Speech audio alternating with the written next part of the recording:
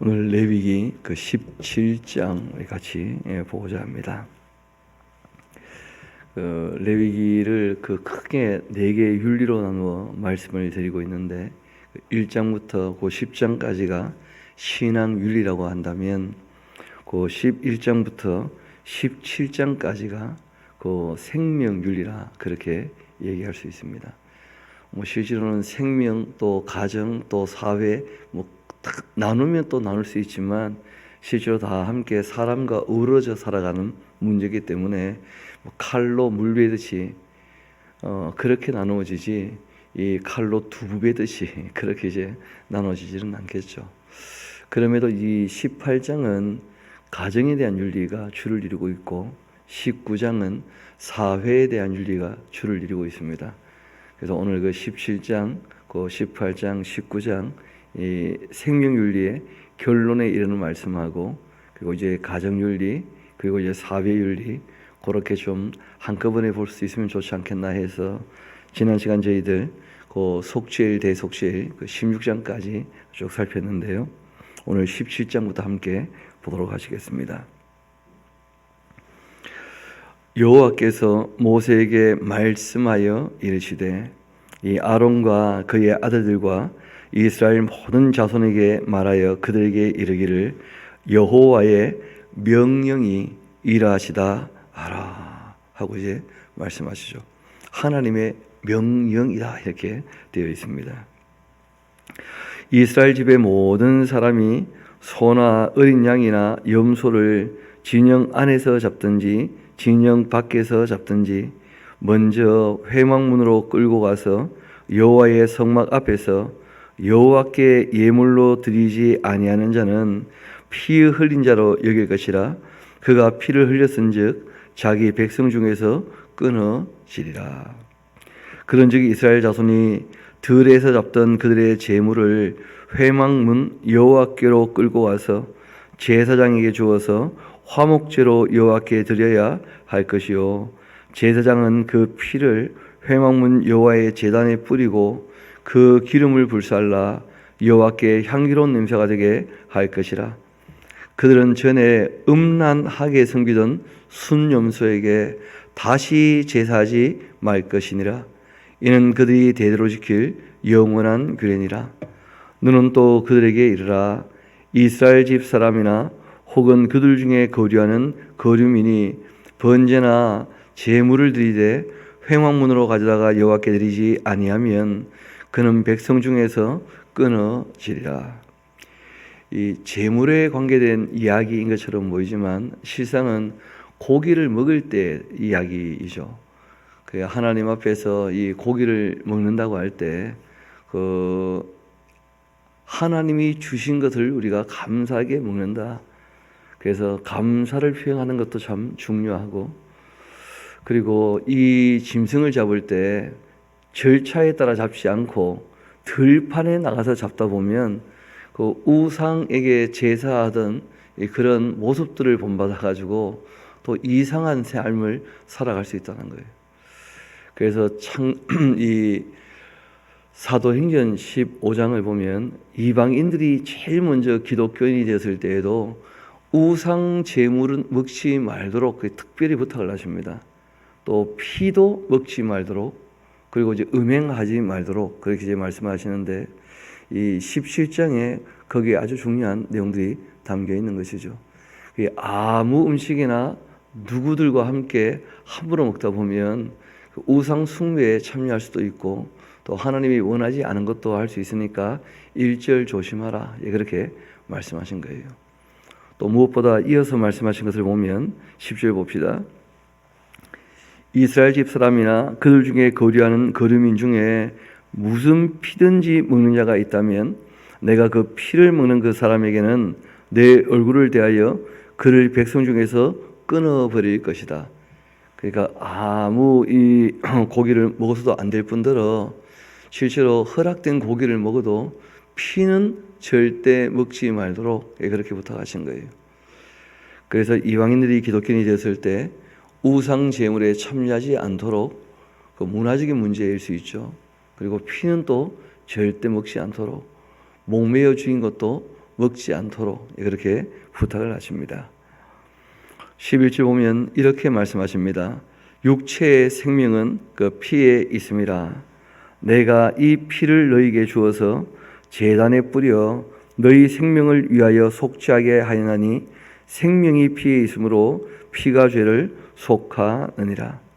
그러므로 내가 이스라엘 자손에게 말하기를 너희 중에 아무도 피를 먹지 말며 너희 중에 거류하는 거류민이라도 피를 먹지 말라 그렇게 하였나니 모든 이스라엘 자손이나 그들 중에 거류하는 거류민이 먹을 만한 짐승이나 새를 사냥하여 잡거든 그것의 피를 흘리고 흙으로 덮을지니라.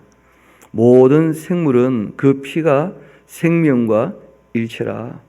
그러므로 내가 이스라엘 자손에게 이르기를 너희는 어떤 육체의 피든지 먹지 말라 그렇게 하였나니 모든 육체의 생명은 그것의 피인즉 그 피를 먹는 모든 자는 끊어질 것이다. 말씀이 조금 복잡해 보입니다만은 실상은 하나님께서 피를 절대 먹지 말라 하시는 이유가 있다는 거예요. 우리가 실제로 이 고기를 먹으려면 그 짐승을 잡아야 되지 않습니까? 근데 그 짐승을 잡을 때 피까지 먹으면 그 짐승의 생명 자체를 소중히 여기지 않는 것으로, 반면에 그 짐승을 잡아도 피를 흘리게 된다면 그 피가 생명이니까 그 고기는 먹어라. 달리 말하면 생명 자체를 귀하게 여기라는 거예요. 동물의 생명도. 그러니까 어쩔 수 없이 알고 보면 노아 홍수 이후에 먹을 것이 전혀 없어서 어쩔 수 없이 고기를 먹게 된다면 그러면 고기를 먹되 그때도 피는 먹지 말라는 거예요. 그때는 식물이 전혀 없으니까. 그리고 이제 또 먹을 것이 있어서 너희들이 풍요롭게 누리지만 고기를 꼭 먹겠다고 한다면 하나님 앞에서 그리고 이제 모든 피는 마시지 말고 다 흘려버리고 생명의 주인 되신 하나님께 그 생명을 돌리고 그리고 난 다음에 고기는 고기대로 먹어라. 그렇게 이제 말씀하신 거예요. 사람을 위해 그렇게 하신 말씀이기도 하고 하나님께서 다른 것에 이 피를 마시는 것 자체가 생명을 취하는 것이 되고 말 텐데 그러면 그 죄를 짓는 것이 아니겠는가? 그렇게 이제 말씀을 하시는 거죠. 그리고 또 우리에게 하시는 말씀 중에 하나는 그 피가 이 속죄한다 하는 말씀을 하시는 거예요. 왜냐하면 우리 생명을 가지고 우리가 죄를 지을 수 있지 않습니까? 그 죄에 대한 이 값은 생명이 아니고서는 살 수 없다는 거예요. 그래서 이 피를 가지고 처음에는 죄를 덮어주신다 하는 뜻이 있고 실제로는 예수님의 피로 우리 죄가 씻어지게 된 것이죠. 그래서 생명윤리의 이 마지막 그 결론에 이르는 말씀은 딴 것이 아니고 생명은 피에 있으니까 피는 먹지 마라. 그 피는 땅으로 그냥 쏟아서 고기를 먹었다고 그렇게 하면 좋겠다 하는 정도로 말씀하신 거예요. 그러니까 고기 너무 많이 먹는 것도 그리 안 좋아하시는 것 같아요 보니까. 그 요나서를 보면 이런 말씀을 하십니다. 이 큰 성 니느웨를 하나님께서 사랑하신다고 말씀하실 때 요나에게 좌우를 분면치 못하는 자가 12만 여명이나 있고 그 다음 이어서 이런 말씀하셔요. 육축도 많이 있으니 내가 아끼는 것이 합당치 아니하냐. 그러니까 동물의 생명도 귀하게 여긴다. 그렇게 하나님께서 말씀하신 것이거든요. 사람은 하나님의 형상으로 지음받았지만 다른 모든 육축들도 하나님의 피조물이죠. 뭐다. 그래서 하나님께서 내신 생명을 특별히 피가 있는 생명을 가볍게 대하지 말도록 그렇게 이제 부탁을 하시는 것을 볼 수 있습니다. 우리 마지막 결론에 이르는 말씀을 봅시다. 그렇다 할지라도 또 하고 이제 말씀하신 것인데요. 스스로 죽은 것이나 들 짐승에게 찢겨 죽은 것을 먹는 모든 자는 본토인이거나 거류민이거나 그 옷을 빨고 물로 몸을 씻을 것이며 저녁까지 부정하고 그 후에 정하려니와 그가 빨지 아니하거나 그의 몸을 물로 씻지 아니하면 그가 죄를 담당하게 될 것이다. 들 짐승에게 찢겨 죽은 것 이걸 이제 먹게 되어지면 부정할 수 있다는 거예요. 그래서 그렇게 고기를 먹었을 때는 반드시 물로 몸을 씻도록 그렇게 부탁을 하신 것이죠. 뭐 이미 죽어 있는 것 먹을 때는 그렇게 물로 몸을 씻어라 하고 말씀하셨습니다.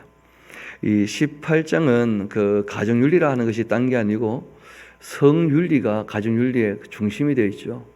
부부관계 이외에 어떤 성관계도 용납할 수 없다 하는 것이고, 실상 여기에 이제 나오는 모든 이 잘못된 이 관계에 대한 일들은 전부 가나안 땅에 있었던 일들이에요. 그들을 본받지 말라는 거예요. 또 이 모든 게 애굽에도 있었던 일이에요. 그래서 하나님께서 애굽에도 있고 실제로는 이제 가나안 땅 사람들은 지금 우리가 읽게 되는 이 본문들의 내용들을 보면서 윤리적으로 도덕적으로 전혀 끓이끼지 않고 이제 음행을 했기 때문에 그것이 너무 그 땅을 더럽게 했다는 거예요. 하나님께서 창세기에 내신 인간관계의 가장 기본이 한 남자와 한 여자거든요. 그런데 지금도 우리가 사회를 봐도 그런 부분에 관해서 너무 이렇게 좀 음란하게 흘러가는 그런 분위기를 볼 수 있는데, 그 기독교인들은 그런 면에서 일절정결하게 살아가야 합니다. 우리 18장 한번 봅시다. 여호와께서 모세에게 말씀하여 이르시되 너는 이스라엘 자손에게 말하여 일어나 나는 여호와 너희의 하나님이라.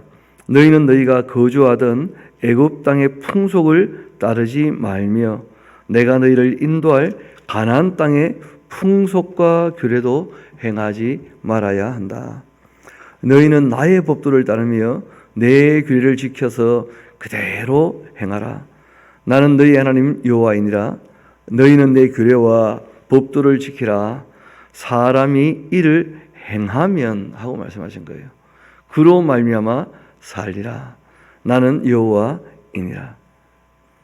각 사람은 자기의 살부치를 가까이 하여 그 하체를 범하지 말라. 나는 여호와이니라. 또 너의 어머니의 하체는 곧 너의 아버지의 하체이니 너는 범하지 말라. 그는 내 어머니인즉 너는 그 하체를 범하지 말지니라. 너는 내 아버지 아내의 하체를 범하지 말라. 이는 곧 내 아버지의 하체니라. 그러니까 친모나 의모나 그 얼마나 그 애굽이나 가나안 땅 사람들이 참 문란하게 살았는지 그런 걸 이제 알 수가 있는 것이죠. 9절 너는 내 자매 곧 내 아버지의 딸이나 내 어머니의 딸이나 집에서나 다른 곳에서 출생하였음을 망령하고 그들의 하체를 범하지 말지니라. 너의 소녀나 너의 외손녀의 하체를 범하지 말라. 이는 내 하체니라. 내 아버지의 아내가 내 아버지에게 낳은 딸은 너의 누이이니 너는 그의 하체를 범하지 말지니라. 너는 내 고모의 하체를 범하지 말라. 그는 내 아버지의 살부치이니라. 너는 내 이모의 하체를 범하지 말라. 이는 그는 내 어머니의 살부치니라. 너는 내 아버지의 형제의 아내를 가까이 하여 그 하체를 범하지 말라. 그는 내 숙모니라. 너는 내 며느리의 하체를 범하지 말라. 그는 내 아들의 아내이니 그의 하체를 범하지 말지니라. 너는 내 형제의 아내의 하체를 범하지 말라. 이는 내 형제의 하체니라. 너는 또 그 여인과 그 여인의 딸의 하체를 아울러 범하지 말며 또 그 여인의 손녀나 외손녀를 아울러 데려다가 그의 하체를 범하지 말라.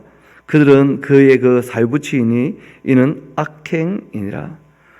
너는 그 아내가 생존할 동안에 그 자매를 데려다가 그 하체를 범하여 그로 질투하게 하지 말지니라. 지금 우리가 봐도 이거는 뭐 말도 안 되는 그런 이야기들인데, 문제는 이러한 일들이 애굽 땅에서나 가나안 땅에서 너무 많았고 가나안 땅 사람들은 이러한 이 죄악이 가득 찼다는 거예요. 개선의 여지가 없이. 그래서 하나님께서 그 가나안 땅 사람들을 진멸하라 말씀하신 거예요. 사람이 짐승들하고 똑같이 사는 거라 그냥.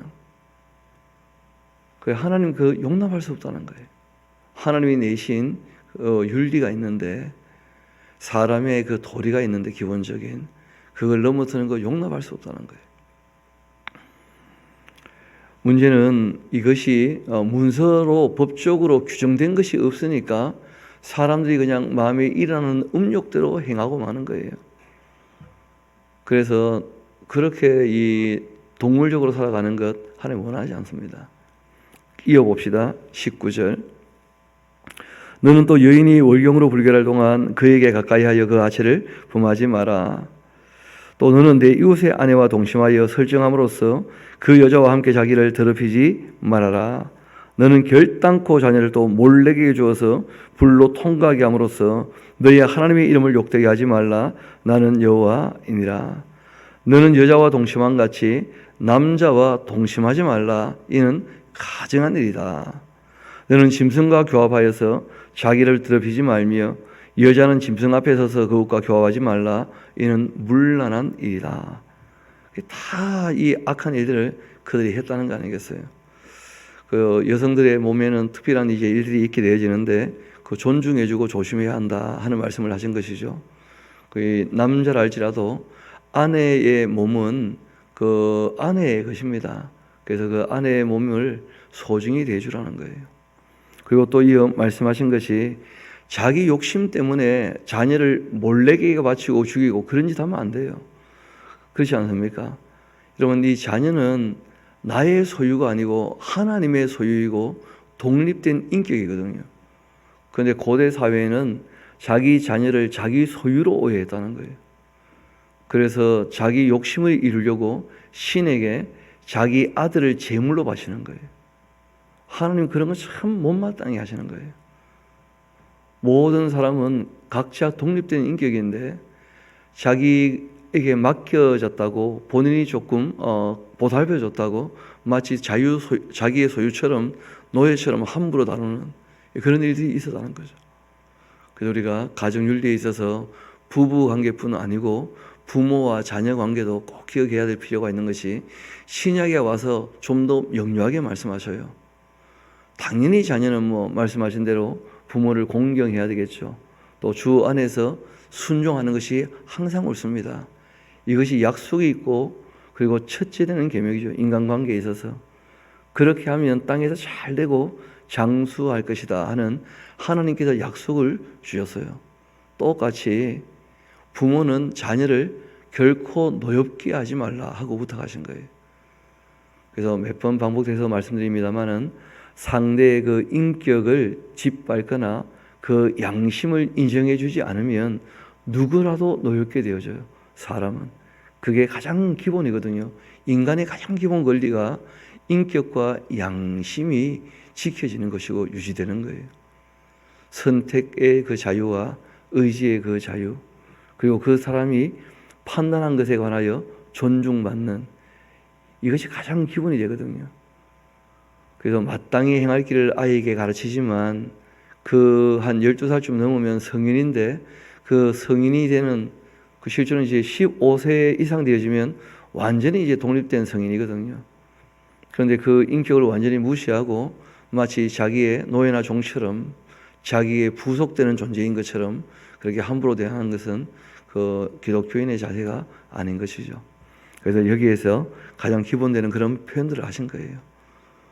그 부인이 월경하고 있다. 그러면 절대 손대면 안 된다 하고 말씀하신 것이고, 자녀를 절대 몰래게 왜 주느냐 하면 자기 욕심 때문에 아기를 불태워 죽인다는 뜻이거든요. 그래서는 안 되는 것이고, 그리고 또 기본적으로 동성애라고 하는 것도 자기들끼리는 사랑이 맞겠죠. 그렇지 않겠습니까? 그런데 하고 싶다고 해서 되는 게 아니라는 거예요. 하나님께서는 하나님이 내신 질서가 있다는 거예요. 그래서 하나님이 가장 그 가치에 있어서, 관계에 있어서 가장 중요한 것이고, 그 다음이 인간관계고, 그 다음이 물질관계니까 인간관계에 있어서 하나님이 내신 법보다 그 더 나갈 수는 없다는 거예요.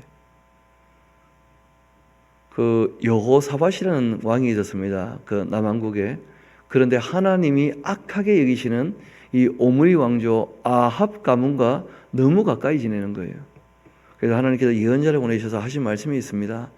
내가 악하다 하는 자하고 왜 사귀느냐. 우리가 보기에는 사람 참 착하구나 할 수 있는데 하나님께서는 악한 것을 악하다고 할 줄 알아야지 악한 것도 선하다 하면 안 된다는 거예요. 하나님이 내신 법이 있다는 거예요. 그러니까 사람이 아무리 하고 싶어도 하나님의 법을 넘어서서는 안 돼요. 그래서 이것이 최소한의 규율이기 때문에 이것만 못해서는 하나님과 관계는 안 되는 거예요. 인간관계야 뭐 말씀드린 것처럼 자기들끼리 사랑한다는데 누가 말릴 수 있겠습니까? 그 인간관계로서는 전혀 문제 없어요. 그래서 사회가 합의해서 법을 만든다고 할 때에는 그건 동성애 말리지 못합니다. 사회적 규약이기 때문에. 그러나 우리가 하나님 앞에서 신앙인으로 선다고 할 때는 그건 전혀 딴 문제가 돼요. 하나님이 하지 말라고 하는 것을 하면 하나님 앞에서 죄악이라는 거예요. 우리가 한 가지 좀 짚고 넘어갈 것이 있는데, 여러분 동성애만 문제겠습니까? 남의 부인을 손대는 것도 문제겠습니까? 똑같이 죄악이거든요. 똑같이. 동성애만 문제가 아니고 이성애도 문제예요. 부부관계를 넘어서 모든 관계는 다 악하다는 거예요. 그러면 이제 우리가 한 가지 비교할 만한 내용이 있는데, 다윗이라는 인물이 있었습니다. 이 다윗이라는 인물이 우리아의 아내 되는 밧세바라는 여자, 남의 부인 아닙니까? 그 부인을 손댄 적이 있다는 거예요. 그리고는 이제 자기의 그 죄를 덮으려고 우리아라는 사람을 죽인 일이 있었습니다. 그런데 잘 아시는 것처럼 다윗은 왕이었어요. 여러분 인간의 규약이나 사람의 법으로는 왕이 곧 법이기 때문에 왕은 죄가 없는 존재죠. 그러니까 세상 어느 나라 왕이라 할지라도 그 부하의 뭐 아내를 빼앗거나 또는 죽이거나 그게 뭐 윤리적으로 문제가 된다고 하겠지만 그 국가의 법으로는 전혀 제재할 수 있는 방법이 없는 거예요. 왜냐하면 왕이 곧 법이니까요. 그래서 다윗도 자기가 아무 죄를 짓지 않은 것처럼 오해를 했었다는 거예요. 그런데 우리 한번 시편 51편까지 가봅시다. 지금 이 동성애 문제가 조금 시끄럽고 그러니까 우리 좀 정리하고 가는 게 좋을 것 같습니다. 시편 51편 우리가 같이 한번 가봅시다.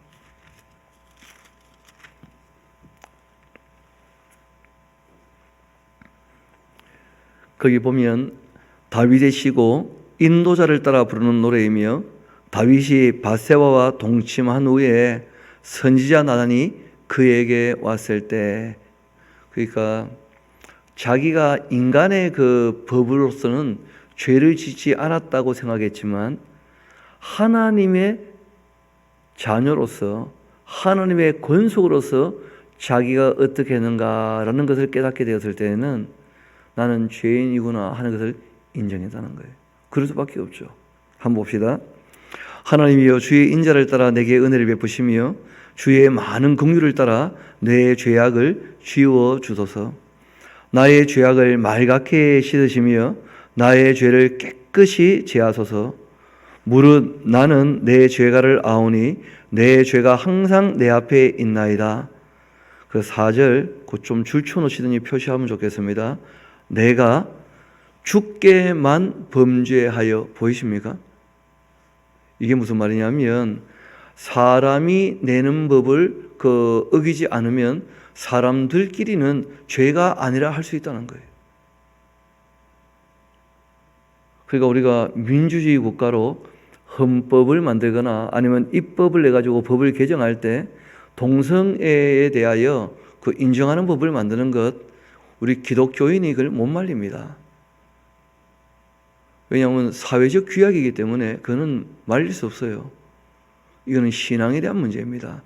하나님 앞에서 범죄라는 거예요. 그러니까 하나님 앞에서 범죄라는 것이 동성애만 있겠습니까? 동성애만? 우상숭배도 다 악한 범죄 아닙니까? 그러면 다른 종교에 대해서 우리가 그 폭력을 행사하거나 강압하면 안 되는 것처럼 동성애에 대해서도 사회적 규약을 우리가 국민으로서는 침범할 수 없는 거예요. 사람으로서는. 그러나 그것이 신앙 안에서는 너무 잘못된 거예요. 그래서 이 다윗도 그런 얘기를 하는 겁니다. 자기가 왕으로서는 범죄하지 않았다고 할 수 있다는 거예요. 인간의 규약이니까. 그런데 하나님 앞에 섰을 때 하나님이 주인이시기 때문에 죄인인 것이 확실하다는 거예요. 자기가 그렇게 이제 고백하게 된 것이죠. 그래서 이 규약에 대해서 우리가 분수에 넘치지 않게 좀 조심해야 됩니다. 제가 왜 이런 말씀을 굳이 드리느냐 하면, 기독교가 진리를 바르게 전하는 것은 좋은데 이걸 넘어서서 사회적 규약에서 죄가 아닌, 그러나 하나님 앞에서 범죄하고 있는 그런 사람들에 관하여 교회가 폭력을 행사하는 것 자체는 교회 자체도 잘못하고 있는 거라는 거예요. 그렇지 않겠습니까? 교회가 폭력을 행사하는 것 자체가 심히 잘못된 거예요. 하나님은 그것을 원치 않습니다. 예수님도 그렇게 말씀하셨거든요. 우리 한번 마태복음 5장 같이 한번 가봅시다.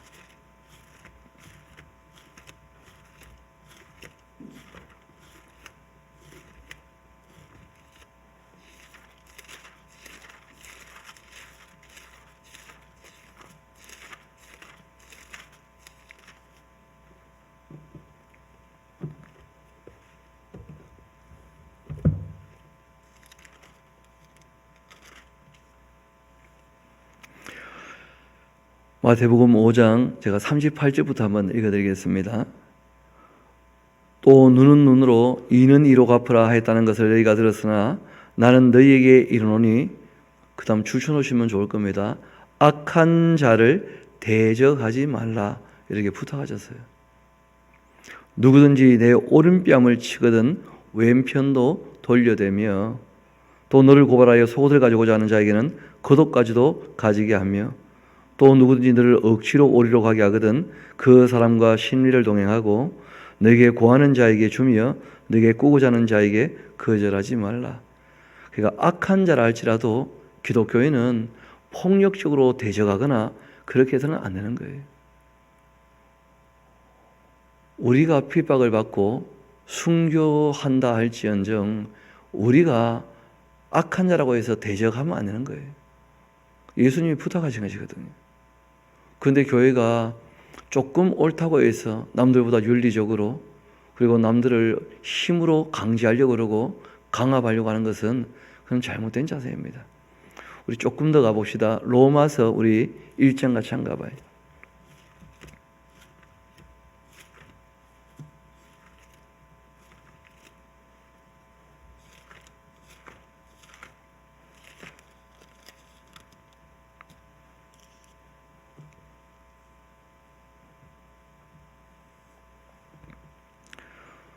그 1장 우리 18절부터 제가 한번 쭉 읽어드리겠습니다.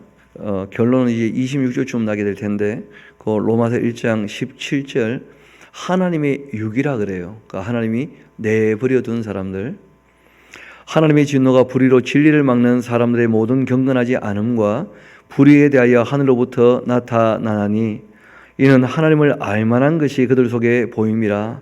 하나님께서 이를 그들에게 보이셨느니라. 창세로부터 그 보이지 아니하는 것들, 곧 그의 영원하신 능력과 신성이 그 만드신 만물에 분명히 보여 알려졌는데, 그러므로 그들이 핑계치 못할지니라.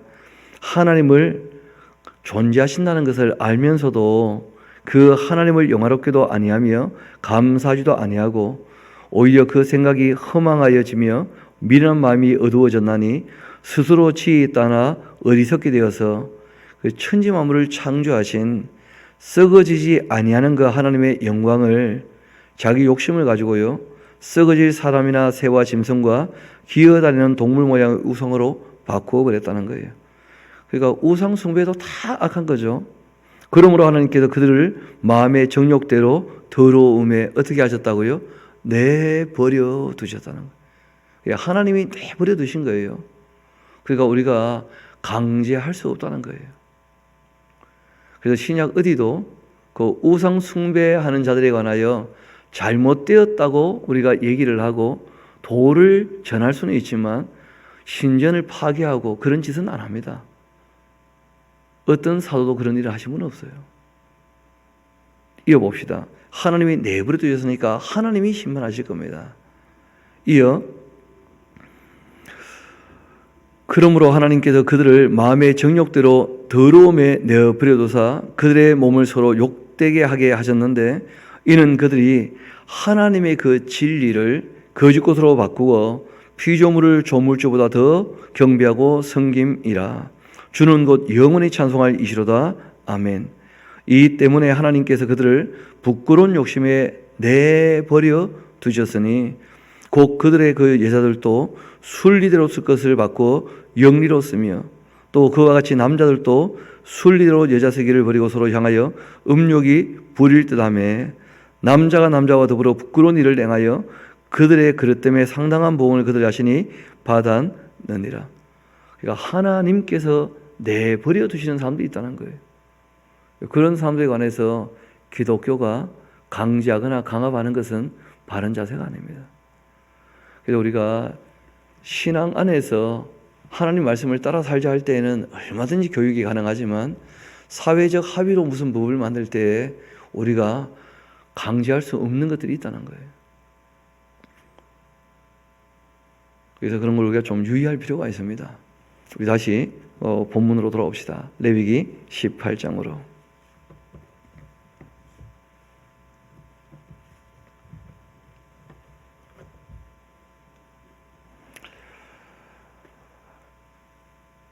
(24절부터) 보겠습니다. 너희는 이 모든 일로 스스로 더럽히지 말라. 내가 너희 앞에 쫓아내는 족속들이 이 모든 일로 말미암아 더러워진 것이고 그 땅도 더러워졌으므로 내가 그 악으로 말미암아 벌하고 그 땅도 스스로 그 주민을 토하여 내는 것이다. 그러므로 너희 곧 너희의 동족이나 혹은 너희 중에 거류하는 거류민이나 내 규례와 내 법도를 지키고 이런 가증한 일에 하나라도 행하지 말라. 너희 전에 있던 그 땅 주민이 이 모든 가증한 일을 행하였고 그 땅도 더러워졌느니라. 너희도 더럽히면 그 땅이 너희가 있기 전 주민을 토한 같이 너희를 토할까 하노라.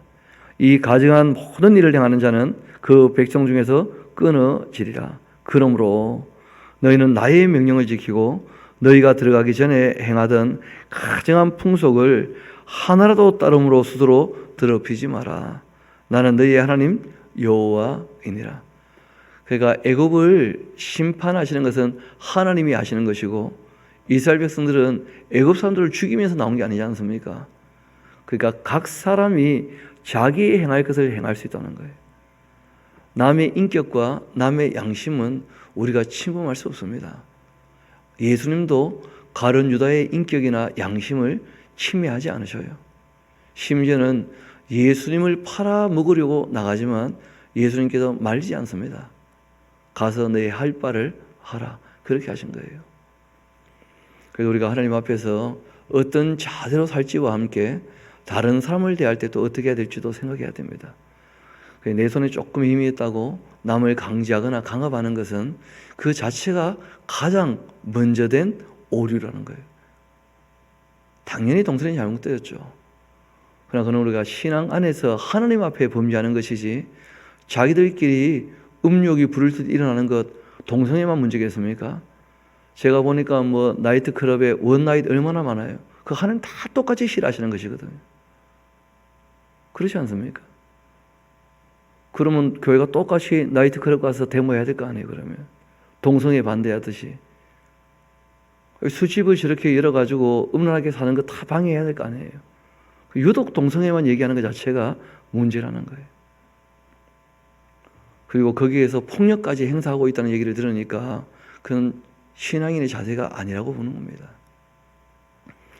그래서 하나님의 법에서 확실히 아닌 것은 아닌 것이고 사람들끼리 규약해서 만드는 법에 대해서 하나님께서 악하지만 내버려 두시는 것이 있다 하는 부분을 우리가 염두에 두시고 이 세상과 우리가 구별되었으니까 우리가 깨끗하게 살아야 되는 것이지 이 세상 보고 자꾸 우리가 뭐라고 할 수 없다는 거예요. 전도하는 것까지 가는 거예요. 전도하는 것까지. 우리 19장 이어봅시다. 이 19장 이제 사회윤리입니다. 그 이스라엘 나라는 종교국가였기 때문에 제재가 가능하지만 우리는 민주국가니까 거기에 대해서 좀 염두에 두라 하는 말씀을 드립니다. 여호와께서 모세에게 말씀하여 이르시되 너는 이스라엘 자손의 온 회중에게 말하여 이르라. 너희는 거룩하라. 세상 사람들과 구별되게 살아가라. 그렇게 말씀하신 거예요. 이는 나 여호와 너희 하나님이 거룩하기 때문이다. 이 거룩이 무엇인가? 가도시하는 말이 구별되었다는 것인데, 지금 우리가 말씀드렸던 이 윤리를 따라 사는, 하나님이 내신 윤리를 따라 사는 것이 거룩한 삶이라는 거예요. 너희 각 사람은 부모를 경외하고 나의 안식일을 지켜야 한다. 나는 너희의 하나님 여호와이니라. 너희는 헛된 것들에게로 향하지 말며 너희를 위하여 신상들을 부어 만들지 말라. 나는 너희 하나님 여호와이니라. 너희는 화목 제물을 여호와께 드릴 때에 기쁘게 받으시도록 드리고 그 제물은 드리는 날과 이튿날에 먹고 셋째 날까지 남았거든 불사르라. 셋째 날에 조금이라도 먹으면 가증한 것이 되어서 기쁘게 받으심이 되지 못하고 그것을 먹는 자는 여호와의 성물을 더럽힘으로 말미암아 죄를 담당하리니 그가 그의 백성 중에서 끊어질 것이라. 너희가 너희의 그 땅에서 곡식을 거두게 될 때에 너는 밤 모퉁이까지 다 거두지 말고 내 떨어진 이삭도 줍지 말며 또 포도원의 열매를 다 따지 말며 내 포도원에 떨어진 열매도 줍지 말고 가난한 사람과 거류민을 위하여 버려두라. 나는 너희의 하나님 여호와이니라.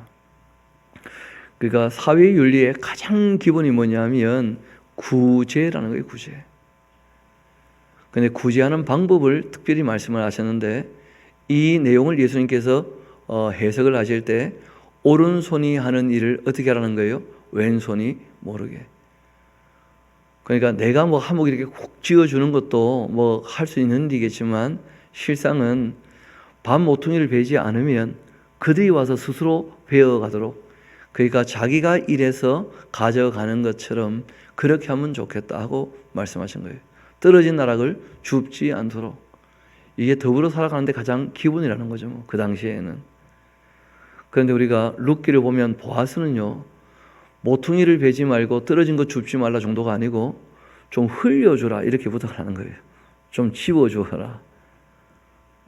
그래서 예수님께서 구제를 얘기하실 때에도 마찬가지죠. 뭐 꾸고자 하는 자에게 어떻게 하라는 거예요? 주라는 거예요. 또 좀 넉넉히 주면 좋겠다 그렇게 부탁을 하셔요. 또 없는 걸 줄 수는 없잖아요. 그렇죠? 그러니까 내게 있는 것으로 줄 수는 있는데 그거 좀 넉넉하게 좀 주어라. 나누어 살도록 그렇게 부탁하신 거예요. 결국 하나님께서 우리에게 물질을 맡기실 때 우리가 쓸 수 있는 길은 세 가지거든요. 자기 일을 위해 쓸 수 있고, 그리고 이웃을 위해 쓸 수 있고, 하나님을 위해 쓸 수 있어요. 그럼 자기를 위해 쓴다고 해서 죄를 짓는 게 아닙니다. 하나님이 다 자기에게 주신 것이니까요.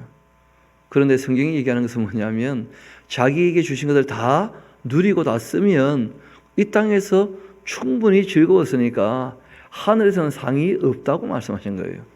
너가 더 뭐 쓸 거 다 썼으니까 됐지 뭐. 딴 것 더 이상 기대하지 말라 그렇게 하신 거예요. 근데 너가 쓸 것인데 이웃을 위해서 썼다. 그러면 하나님께서 기억하시고 갚아주시겠다는 거예요. 하늘에 상이 있을 거라는 거예요.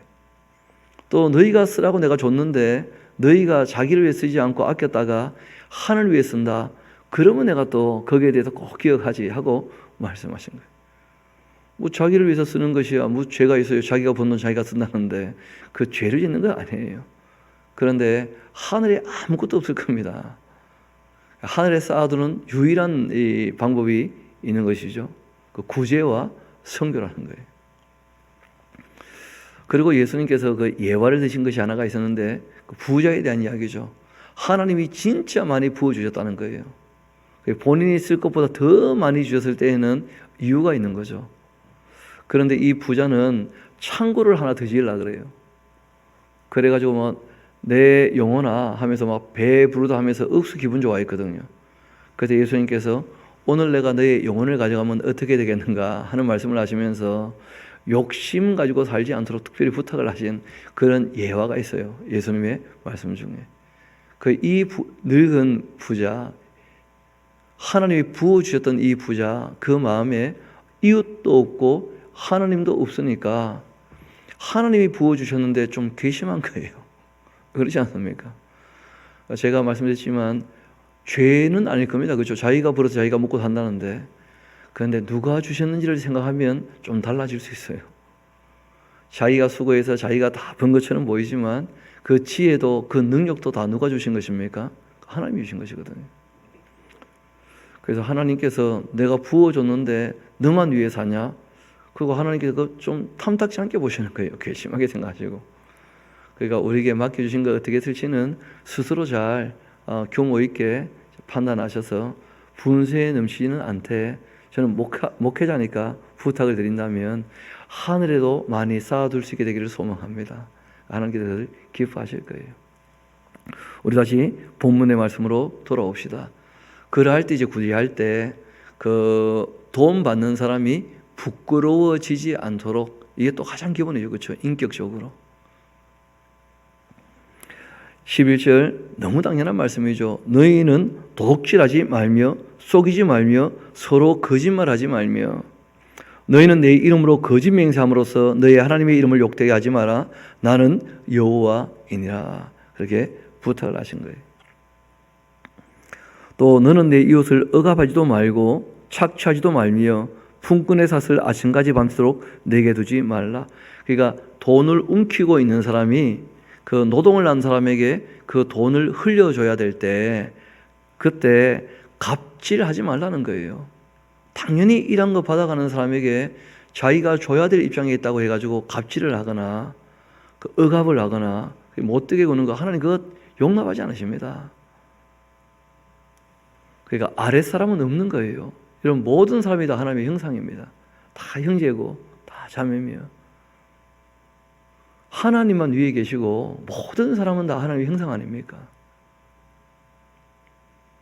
우리가 군인이 아니기 때문에 계급사회도 아니고 모든 사람은 똑같다는 가장 기본 전제를 가지고 있어야 돼요.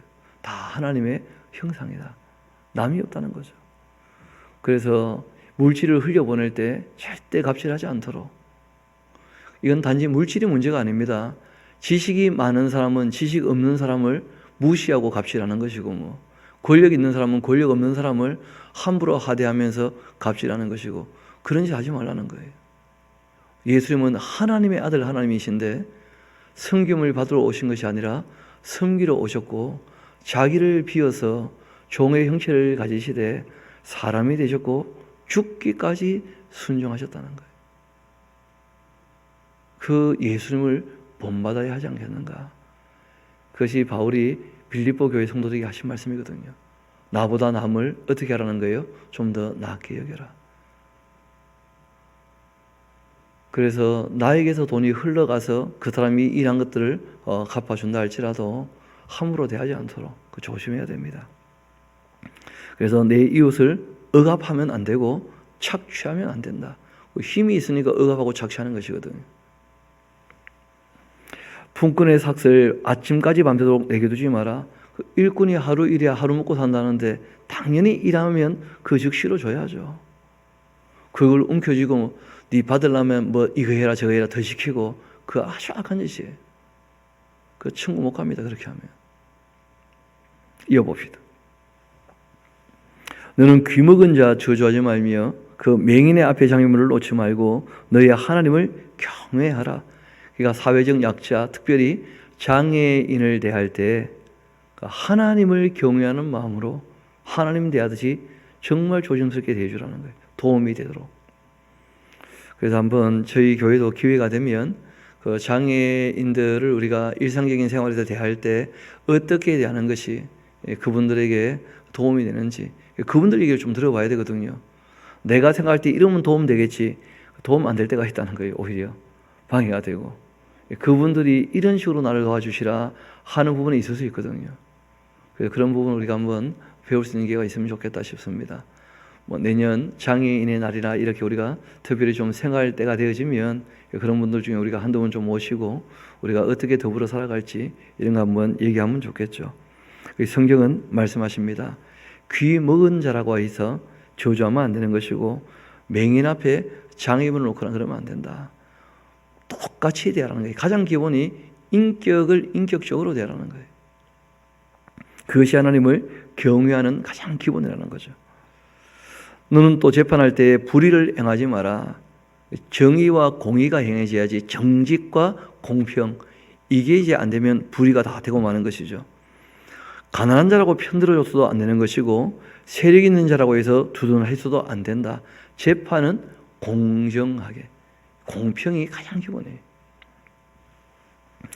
너는 내 백성 중에서 돌아다니며 남을 비방하지 말아라. 그러니까 우리가 뒷담화하는 거, 그거 악한 짓입니다. 그래서 로마서에서 똑같이 얘기하죠. 수근수근하는 것. 남의 뒷담화 절대 하지 말도록 성경은 부탁하십니다. 비방하지 말라는 거예요. 그래서 뭐가 잘못된 게 있다면 찾아가서 권면할 수 있어요. 뒤에서 자꾸 남들 중보고 나는 그 사람보다 좀 더 낫지, 그렇게 하는 거 별로 하나님 안 좋아하셔요. 스스로 더 바르게 알고 애를 써야 되는 것이지. 지금 같으면 뭐 인터넷에 댓글 다는 것도 다 마찬가지겠죠. 그렇죠? 우리가 글을 쓰거나 말을 하거나 남을 낮춰 얕잡아 보고 얘기하는 것, 그거 하나님께서 원하지 않습니다. 이어봅시다. 내 이웃의 피를 흘리면서 이익을 도모하지 말라. 나는 여호와다. 돈벌이 그 열심히 해서 버는 거야 누가 말리겠는가. 그런데 남의 피를 빨아서 자기 배를 불리는 거, 그거는 말이 안 된다는 거예요. 하나님께서. 또 너는 내 형제를 마음으로 미워하지 마라. 마음으로부터. 내 이웃을 반드시 견책해 줘야 된다. 잘못하고 있으면 권면해야죠. 그렇죠? 그러면 너가 그에 대하여 죄를 담당하지 아니할 것이다. 악한 걸 봤을 때 악하다고 얘기는 해야 됩니다. 이웃들에게 그 잘못된 것이다. 그러니까 관계 있는 사람에게 얘기를 해야 됩니다. 관계도 없는 사람에게 얘기하면 또 더 큰 문제가 생길 수 있잖아요. 그렇죠? 그 이웃에게 견책하는 거예요. 우리 18절이 이제 핵심인데 같이 한번 읽어볼까요? 시작. 원수를 갚지 말며 동포를 원망하지 말며 내 이웃 사랑하기를 내 자신과 같이 사랑하라. 나는 여호와이니라. 그러니까 신앙 윤리는 예수님께서 말씀하셨죠. 가장 크고 처지되는 계명은 마음을 다하고 성품을 다하고 힘을 다하고 뜻을 다하여 목숨 다해서 주 너희 하나님을 사랑하라 하신 것이다. 그리고 이 모든 인간 생명 윤리나 또는 이 가정 윤리나 또 사회 윤리는 가장 기본이 뭐냐? 예수님께서 말씀하신 거죠. 둘째도 그와 똑같다는 거예요. 내 이웃 사랑하기를 내 몸같이 하라 하신 것이다. 얼마 전에 동생이기도 하고 후배이기도 한 목회자가 담임으로 부임한 거예요. 부목사 하다가 이제. 그래가지고 이런저런 카톡을 주고받으면서 본인이 이제 담임 목사 돼가지고 제일 먼저 한 게 교회 강단 앞에다가 하나님을 사랑하라 하는 것하고 내 이웃을 내 몸같이 사랑하라 하신 말씀을 붙여놓고 너무 뿌듯했다는 거예요. 하나님이 하라고 하신 대로 내가 했습니다 형님 하면서 담임 목사하니까 너무 좋다면서. 하나님이 우리에게 주신 계명은 결국 움켜잡으면 두 개라는 거예요. 하나님을 사랑하는 것, 이웃을 사랑하는 것. 그 두 가지가 핵심이죠. 그리고 예수님께서는 거기다 한 걸음 더 나가서 하나님을 사랑하거나 이웃을 사랑할 때 특별히 이제 사람은 이웃을 내 몸처럼 그렇게 하면 안 되고 조금 더 하자. 그리고 예수님께서 내가 너희를 사랑하는 거 봤으니까 너희도 내가 너희를 사랑한 것처럼 어떻게 하라는 거예요? 서로 사랑해야지. 그게 새 계명이에요. 그 수준이 훨씬 높지 않습니까? 그러니까 이웃을 내 몸같이 사랑하는 것은 이거는 어떻게 보면 최소한이에요. 이것도 안 되면 사회는 어려워진다는 거예요. 평화도 없고 생명도 얻을 수 없고. 그래서 사회가 정말 생명도 없고 평화를 누리려면 내 이웃을 뭐처럼요? 내 몸같이. 그 상대를 나처럼 내주면 돼요. 그래서 예수님께서 이 말씀을 이렇게 다시 한번 해석해 주신 겁니다. 대접을 받고자 하는 대로 먼저 남을 어떻게 하라는 거예요? 대접하라. 나하고 똑같이 대하라는 거예요. 누가 나에게 이렇게 해주면 좋겠다 싶은 걸 내가 하라는 거예요. 식당 가서 내가 만약에 서빙하고 있을 때 손님이 이렇게 대하면 기분 나쁘겠지. 내가. 그러면 나도 종업원들에게 그렇게 함부로 해서는 안 되는 거예요. 근데 우리는 뭐 돈 주고 밥 먹는다고 해가지고 너무 함부로 이렇게 사람들을 대하는 거 보게 되는데 그거 조심해야 됩니다. 대접을 받고자 하는 대로 먼저 남을 대접하도록. 그것이 성경이 우리에게 부탁하시는 거예요. 내 이웃 사랑하기를 내 몸같이 사랑을 하신 것이죠. 이어봅시다. 너희는 내 규례를 지킬지어다. 내 가축을 다른 종교와 교미시키지 말며 내 밭에 두 종자를 섞어 부르지 말고 두 재료로 직조한 옷을 입지 말고 만일 어떤 사람이 다른 사람과 종언한 그 여종 곧 아직 속량되거나 해방되지 못한 여인과 동침하여 설정했다면 그것은 책망을 받을 만한 일이긴 하지만 그러나 그들은 죽음을 당하지는 아니할 거다. 그 여인이 해방되지 못하였기 때문이니라. 그 남자는 그 속건제 물고 속건제 순양을 회원 여호와께로 끌어올 것이고 제당은 그가 범한 죄를 위하여 그 속건제 순양으로 여호와 앞에 속죄해야 할 것이요 그리하면 그가 범한 죄를 사함받게 될 것이다. 그 신명기 가면 좀 더 상세히 설명을 하셔요. 그 처녀를 손댔다면 평생 책임을 지라는 거예요. 그런데 결정권은 또 처녀에게 있어요. 내가 당신에게 시집을 갈 것인가 안 갈 것인가. 그 시집이 오든지 시집을 안 오든지 처녀를 손댔다면 그 여자에게 평생 삶에 대한 보장을 해줘야 된다는 거예요. 그러니까 한 남자와 한 여자일 뿐 아니라 그 관계에 있어서 정말 조심해야 됩니다. 이것이 무려 3,500년 전의 법이기 때문에 더 가치가 있는 거예요. 이어봅시다. 23절 너희가 그 땅에 들어가 각종 과목을 심거든 그 열매는 아직 할례받지 못한 것으로 여기되 곧 3년 동안 너희는 그것을 할례받지 못한 것으로 여겨 먹지 말라. 넷째에는 그 모든 과실이 거룩하니 여호와께 드려 찬송할 것이며 다섯째에는 그 열매를 먹을지니 그리하면 너희가 그 소산을 너희에게 그 소산이 풍성하리라. 나는 너희 하나님 여호와이니라. 너희는 무엇이든지 간에 핏째 먹지 말며 점치지 말며 술보병하지 말며 머리가를 둥글게 깎지 말고 수염끝을 손상하지도 말고 죽은 자 때문에 너희의 그 살에 문신 같은 거 그런 거 하지 말며 무늬를 놓거나 그렇게 하지 마라. 나는 여호와니라. 너희의 딸을 더럽혀서 창녀가 되게 하지 마라. 음행이 전국에 퍼져서 죄악이 가득할까 하노라. 나의 안식일을 지키면서 나의 성소를 귀하게 여겨라. 나는 여호와이니라. 너희는 신접한 자 박수를 그런 믿지 마라. 그들을 추정하여 스스로 덮이지 마라. 나는 너희 하나님 여호와이니라. 또 너는 샘머리 앞에서 일어서고 노인의 그 얼굴을 공경하며 내 하나님을 경외하라. 나는 여호와이니라. 그러니까 부모님을 공경하는 것처럼 그 우리가 일상적인 삶에서도 샘머리, 그러니까 어른을 공경하고 어른 앞에 우리가 예를 갖출 줄 아는 사회, 그런 사회가 아름다운 사회라는 거예요. 살만한 사회 아니겠어요? 너무 이 젊은 친구들이 그 어른들을 무시하고 함부로 대하고 그러면 안 되는 것이죠. 샘머리 앞에서는 어떻게 하라는 거예요? 앉아 있다가도 샘머리 앞에서는 다 일어서라는 거예요. 예를 표하라는 거예요. 서로 간에 인사를 하고. 그게 당연한 것입니다. 내가 너를 어떻게 안다고? 몰라도 일단 다 한 형제예요. 몰라도 다 하나님의 자녀고 하나님의 형상이고, 특별히 어른 앞에 공경을 표하라. 기본입니다.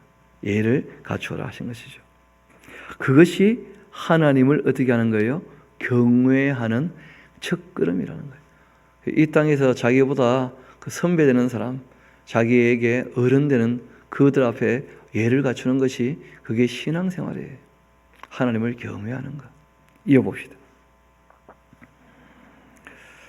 거류민이 너희 땅에 거류하며 함께 있거든 너희는 그를 학대하지 말고 또 너희와 함께 있는 거류민을 너희 중에서 나은 자같이 여기며 자기같이 사랑을 해라. 너희도 애굽 땅에서 거류민이 되었었느니라. 나는 너희 하나님 여호와이니라. 그러니까 거류민이라 할지라도 똑같이 대하라 그러지 않습니까? 남이 없다는 거죠. 너희는 재판할 때나 길이나 무게나 양을 잴 때에 불의를 행치 마라. 공평한 저울, 공평한 주, 공평한 에바, 공평한 흰을 사용하라. 나는 너희를 인도하여 애굽 땅에서 나오게 한 너희의 하나님 여호와이다. 그 어떤 분이 이 말씀을 적용했다는 거예요. 자기의 삶에. 그래서 시작된 것이 정찰제라는 거예요. 백화점이 이 말씀 때문에 시작된 거예요. 그 전까지는 물건은 전부 시장에서 어떻게 합니까? 깎잖아요. 그렇죠? 그 메이커 워너라는 사람이라고 제가 알고 있는데 그 백화점을 제일 처음 시작한 사람이에요. 이 사람이 물건 사고 팔 때마다 신경 쓰는 게 너무 이상한 거야. 그래가지고 이제 말씀을 읽다가 아이디어를 얻은 거예요. 모든 물건의 값을 정당하게 딱 책정해 놓고 정찰제로 하자. 그러면 누가 봐도 안심할 수 있잖아요. 그렇죠? 이건 얼마짜리다, 얼마짜리다. 우리가 물건이 정찰제가 됐다는 거 얼마 안 된 일입니다. 다 그냥 신경 써가지고 바가지 쓰기도 하고 그렇게 하는 것은 사회 발전에 큰 문제가 생기는 거죠. 그래서 정직하게, 재판도 정직하게, 상업도 정직하게. 그래서 제가 보기에 참 이상한 것이 소비자가 원하는 가격이 있다는 거예요. 우리는 그 가격이 원하는 게 아닌데 본인들이 책정한 가격이죠. 그렇죠? 소비자 가격 물어보니까 소비자가 원하는 가격을 이렇게 한번 책정해 봤다는 거예요. 잘 모르겠고 파는 사람도 너무 많은 이익을 추구하지 않도록, 사는 사람도 너무 그렇게 싸구려 취급하면서 남의 수고를 너무 낮춰 보지 않도록, 그렇게 우리가 물질관계 맺을 때 말씀드린 거 기억나지 않습니까? 정당한 대가를 지불하고 일한 만큼 받는 것이니까 거기에 너무 큰 욕심 끼어들지 않도록 주의할 필요가 있겠죠. 성경은 우리에게 공평한 저울, 공평한 추, 공평한 에바, 공평한 흰, 상업에서도 정직하라, 그렇게 부탁을 하셨습니다. 이렇게 부탁하시는 분이 누구냐면 애굽 땅에서 나오게 한 너희를 하나님 여호와라는 거예요. 그 많은 기적을 일으키며 이렇게 함으로 그들이 내가 여호와인 줄을 알리라 말씀하셨던 그 하나님께서 이런 삶을 살라고 부탁을 하셨다는 거예요. 그래서 우리가 모형으로 하던 것은 실상이 오면 당연히 폐해지는 것이죠. 제사에 관계된 법들은 그러합니다. 반면에 우리가 생활에 관계된 법은 3,500년 전이나 지금이나 생활은 크게 다르지 않다는 거예요. 사람을 대하는 자세는 똑같은 거죠, 어떻게 보면. 그리고 윤리와 도덕은 예수님께서 지금 우리가 봤던 이 내용들을 산상수훈에서 훨씬 수준을 높이신 거예요. 그리고 이제 문화나 풍습에 관계된 것은 3,500년 전의 것을 그대로 적용할 필요는 없잖아요. 이만큼 발전해 왔는데 그럼 발전한 대로 그 의미를 적용하면 되는 것입니다. 그래서 가장 기본이 사람의 생명을 정말 존중해주고, 그리고 관계에 있어서 다른 사람을 배려해주고, 그리고 하나님께서 내신 법이 있어서 가정을 깨끗하고 소중하게 여기는 정말 가장 기본되는 하나님께서 원하시는 그러한 신앙인의 자세를 가지고 우리가 주님 앞에 살아갈 수 있게 되기를 소망합니다. 우리 함께 기도하도록 하시겠습니다.